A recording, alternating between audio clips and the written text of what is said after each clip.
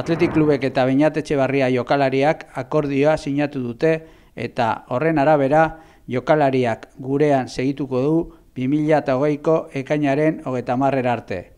Deuseztatze klausula 50 milioi eurokoa izango da.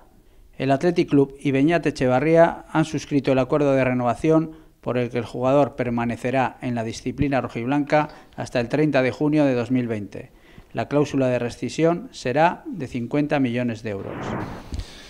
Ni oso ondo, oso posi nago ez, beti gure izan dute Atletiken jolastu, eta bueno, nire azkenen nire ametsa segitan dago ez, bueno, 5 urte eta gero hemen jarraitzeko posibilitatea emon eskero, oso posik.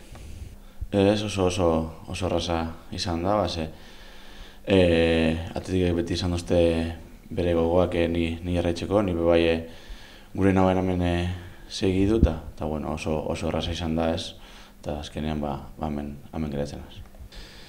Bueno, ekipoa badakigu igual ez dagoela momentu honean, taldeak gogo asko daukaz partidua jolasteko, partiduak irabazteko eta berriz taldea orgoian egoteaz. Bien, contento, la verdad que mi sueño siempre ha sido jugar en Atleti.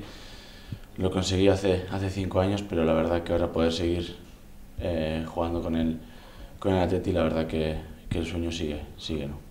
La verdad que ha sido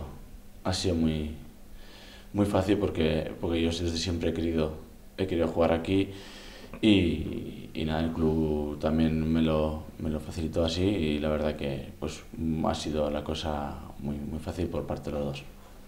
Bueno, sabemos que el equipo igual no está por el mejor momento, pero la verdad que el equipo tiene muchas ganas de jugar partidos, de ganar y de volver a estar ahí arriba, ¿no? Que es lo que todo el mundo quiere.